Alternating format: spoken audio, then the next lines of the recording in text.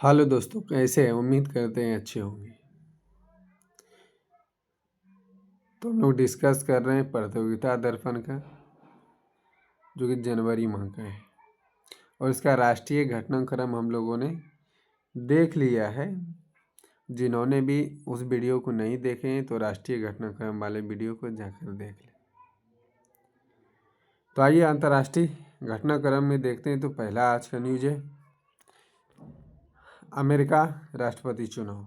तो अमेरिकी राष्ट्रपति चुनाव के बारे में जानते हैं। तो नए राष्ट्रपति कौन बने? तो डोनाल्ड ट्रंप। और ये किस पार्टी से हैं? तो रिपब्लिकन पार्टी से हैं। डोनाल्ड ट्रंप किस पार्टी से हैं? रिपब्लिकन पार्टी से, और नए राष्ट्रपति बने। जो इन्होंने शपथ लेंगे वो 20 जनवरी 2025 से 25 को ये शपथ लेंगे। और ये एक बार और रह चुके, जो 2017 में भी ये राष्ट्रपति रह चुके हैं। तो 17 में भी ये राष्ट्रपति रह चुके हैं। ये दूसरी बार इनका कार्यकाल है डोनाल्ड ट्रंप का। तो रिपब्लिकन पार्टी से है। तो इलेक्टोरल कॉलेज में कुल यदि सीट की बात करें तो आपका 538 है। वहीं रिपब्लिकन पार्टी को 312 मिला था और 226 डेमोक्रेटिक पार्टी को मिला था। वहीं उपराष्ट्रपति की बात करें तो जेडी वेंस है, जो ओहियो राज्य की सीनेट से संबंध रखता है। ओहियो राज्य के सीनेट से संबंध रखता है कौन? जेडी वेंस, जो उपराष्ट्रपति है। कहा गया अमेरिका के उपराष्ट्रपति कौन है? जेडी वेंस, जो ओहियो राज्य के सीनेट से संबंध रखता है। और राष्ट्रपति कौन बनेंगे? Donald Trump. आप लोग कमेंट बॉक्स में बताइए किम में राष्ट्रपति अमेरिका के बनने जा रहे हैं फिर से आपका डोनाल्ड ट्रंप। आइए प्रधानमंत्री की नाइजीरिया, ब्राज़ील और गुयाना का यात्रा। तो ये प्रधानमंत्री जो पीएम नरेंद्र मोदी है वो किन किन देशों में? नाइजीरिया, ब्राज़ील और गुयाना। जो गुयाना के यहाँ यात्रा किया है। तो देखते हैं पहले इसमें नाइजीरिया ये क्या क्या है। तो नाइजीरिया की बात करें तो इसकी राजधानी कहाँ है? अबुजा। नाइजीरिया की राजधानी अबुजा है। उसके राष्ट्रपति कौन है? बोला अहमद टिनूब है। वही भारतीय पीएम को जो है नागरिक सम्मान से दिया गया है। सर्वोच्च नागरिक सम्मान जो नाइजीरिया का है उससे सम्मानित किया है, जिसका नाम क्या है उस सम्मान का? Grand commander of the award Nigeria. तो grand commander of the award Nigeria, ये किसको सम्मानित किया गया है? पीएम नरेंद्र मोदी को सम्मानित किया गया है। और ये नाइजीरिया में पहले सम्मान पाने वाले व्यक्ति की यदि बात करें तो महारानी एलिजाबेथ दूती को मिला था। और नाइजीरिया के द्वारा ये grand commander of the award ये किसको दिया गया था पहली बार? तो महारानी एलिजाबेथ दूती को दिया गया था। वहीं अभी वर्तमान समय में भारत के प्रधानमंत्री को दिया गया है। कौन सा सम्मान? तो grand commander of the award niger. ठीक है। आइए इसके बाद आपका देखते हैं किस देश की बात करें? ब्राज़ील। तो हम लोग देखें नाइजर, उसके बाद देख रहे हैं ब्राज़ील। तो ब्राज़ील की बात करें तो 19वां और 20वां यानी 19वां G20 सम्मेलन कहाँ किया गया? तो ब्राज़ील में किया गया। 19वां G20 सम्मेलन ब्राज़ील में किया गया। वहीं G20 में ट्राइका यानी 3 देश, ट्राइका का मतलब होता है 3, ट्राइका 3। तो G20 के ट्राइका देश में शामिल है अपना भारत, ब्राज़ील और दक्षिण अफ्रीका। ट्राइका में क्या होता है? अलग अलग 3 देश के साथ वो समझौता होता है और एक दूसरे देश छूट जाता है, फिर तीसरा देश उसमें शामिल होता है। तो वर्तमान समय में ट्राइका का जो इसमें कौन कौन सा देश शामिल है? तो भारत, ब्राज़ील और अफ्रीका। तो दक्षिण अफ्रीका, ये दक्षिण अफ्रीका 2025 में शामिल हुआ।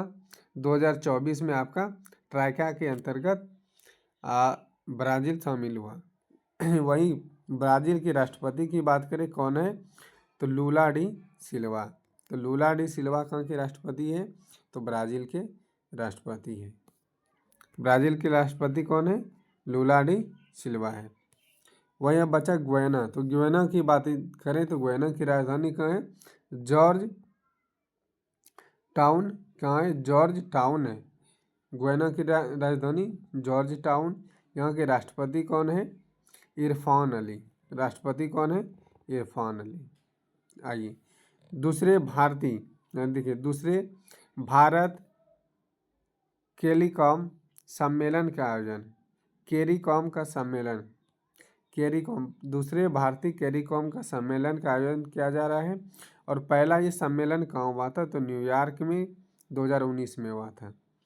वहीं ये तीसरा ये कैरिकॉम सम्मेलन भारत में संभावित है कि भारत में संभावित किया जा रहा है कि कैरिकॉम सम्मेलन भारत में तीसरा कराया जाएगा। तो प्रधानमंत्री को शिखर सम्मेलन जो किसके द्वारा दिया गया है, तो डोमिनिका अवार्ड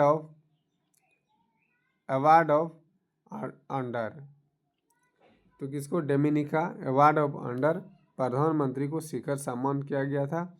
ये क्यों किया गया, तो किसके द्वारा, गुयाना के द्वारा कोविड-19 के दौरान ये उन्होंने जो मदद किया था, इसके लिए डोमिनिका अवार्ड ऑफ ऑर्डर से सम्मानित किया है।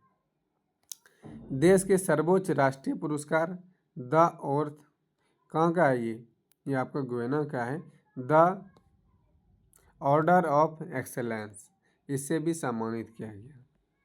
ऑर्डर ऑफ एक्सेलेंस से सम्मानित किया गया। वहीं यदि बात करें बारबाडोस ने प्रधानमंत्री को सर्वोच्च नागरिक सम्मान से पुरस्कार किया, जो ऑनरेटी ऑर्डर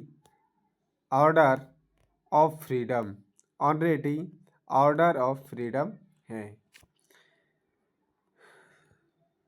तो 19वां G20 समिट 2024 में कहाँ हुआ था, तो ब्राज़ील में।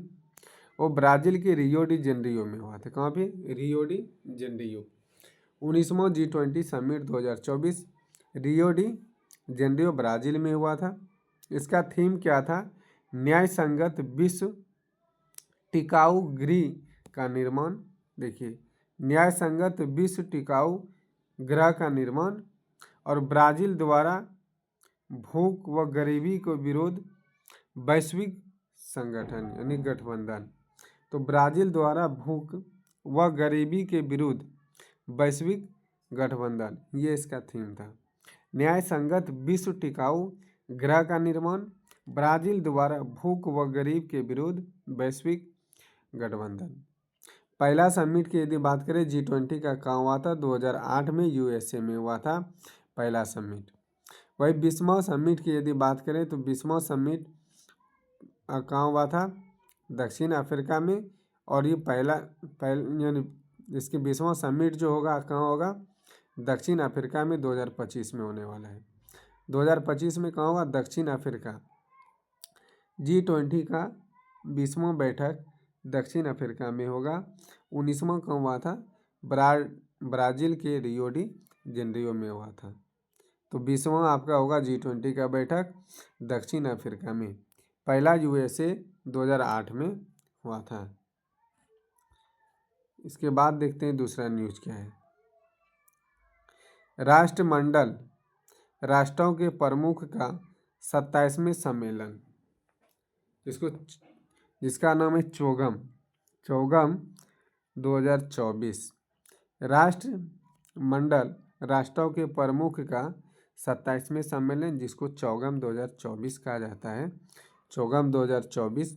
तो इसका आयोजन कहाँ किया जाएगा, समो, जिसकी राजधानी कहाँ है, आपिया है। आपिया इसकी राजधानी, समाओ का इसका आयोजन चौगम का कहाँ जा रहा है, समाओ में। इसकी राजधानी आपियाग है। ठीक है। अध्यक्षता किंग चार्ल्स तृतीय द्वारा किया गया। इसका अध्यक्षता किंग चार्ल्स तृतीय द्वारा। इसका थीम क्या है, वन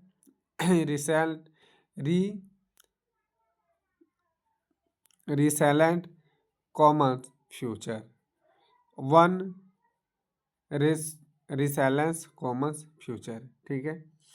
और यदि देखते हैं ये चौगम ये क्यों 26वां जो रवांडा में कहाँ हुआ था, ये रवांडा में हुआ था 2022 में, और ये 2024 में कहाँ किया गया, सेमाओ में सेमाओ की राजधानी आपियाओ में, ठीक है। और ये समिट किसके लिए किया जा रहा है तो उसको देखते हैं। ये 28वां सम्मेलन 2026 में कहाँ होगा, एंटीगुआना एंड बारबुडा की राजधानी में सेंट जॉन में होगा। एंटीगुआना और बारमूडा की राजधानी सेंट जॉन्स में होगा। ये क्यों 28वां समिट चौगम का 2026 में। और ये किसके लिए तो नवीकरणीय ऊर्जा को बढ़ावा देने के लिए ऑस्ट्रेलिया ब्रिटेन के बीच क्लाइमेट एंड एनर्जी पर्यटनशिप के लिए सहमति जताएगा, इसके लिए यहाँ पर किया जाएगा। ये दूसरों और देखते हैं दूसरा, अंतर्राष्ट्रीय सौर गठबंधन ISA का सातवां सत्र जो है कहाँ किया गया, नई दिल्ली में। अंतर्राष्ट्रीय सौर गठबंधन का सातवां सत्र चलाया जाएगा। सातवां सत्र कहाँ पे, नई दिल्ली में। इसका गठन 2015 में हुआ था COP21 के दौरान। इसका गठन कब हुआ था, 2015 में COP21 के दौरान। और ये पेरिस में हुआ था। भारत फ्रांस के सहयोग से ये किया गया है, अंतर्राष्ट्रीय सौर गठबंधन ISA। तो इसका 2024-26 सत्र के अध्यक्ष के पद के लिए भारत और सह अध्यक्ष के रूप में फ्रांस को चुना गया है। 24 से 26 तक का जो सत्र चलेगा, सत्र अंतर्राष्ट्रीय सौर गठबंधन का, उसमें भारत और फ्रांस द्वारा इसको अध्यक्षता किया जाएगा। फ्रांस द्वारा अध्यक्षता किया जाएगा। ISA का लक्ष्य 2030 तक 1000 गीगावाट सौर ऊर्जा की क्षमता को स्थापित करना। वहीं अमेरिका में पढ़ने वाले विदेशी में सर्वाधिक हिस्सेदारी 29% किसका है तो भारत का है। यानी विदेशों में जाकर यदि भारत पढ़ रहा है तो भारत का जो छात्र है 29% है, कहाँ का, अमेरिका का। वहीं अमेरिका में जाकर दूसरे स्थान पर यदि देखा जाए तो चीन, यानी सबसे अधिक मात्रा में कहा जाए तो भारत से लोग पढ़ने के लिए अमेरिका जाते हैं। कितने प्रतिशत तो 29%। छठा न्यूज देखते हैं आपका, और क्या है इसमें, COP29 का जो है कहाँ पर हुआ है 2024 में तो बाकू अजरबैजान में। बाकू के अजरबैजान में COP29 का बैठक हुआ था। वहीं COP30 का बैठक कहाँ होगा तो बेलेम ब्राज़ील में होगा। और ये कब, 2025 में। 2025 में COP30 का बैठक कहाँ होगा, बेलेम ब्राज़ील में किया जाएगा।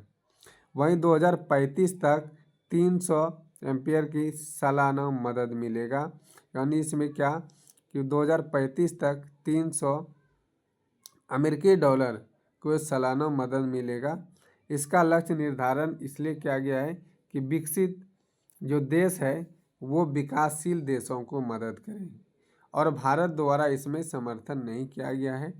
ये बात ध्यान में रखना है कि COP30 के जो बेल्जियम में होगा, ब्राज़ील में, और जो ये 2035 तक 300 अमेरिकी डॉलर देने की सालाना बात कही है, उसमें भारत अपना समर्थन नहीं करता है। आर्थिक वाणिज्यिक दृष्टि से देखते हैं, ये आर्थिक वाणिज्यिक परिदृश्य, तो इसमें देखते हैं हम लोग तो आर्थिक वाणिज्यिक परिदृश्य एक चैप्टर अलग से है, तो इसको हम लोग अलग वीडियो में डिस्कस करेंगे। तो आज के लिए इतना ही, धन्यवाद। आप लोग को यदि PDF चाहिए तो आप लोग brain booster ISPCL Telegram channel को ज्वाइन कर लीजिए।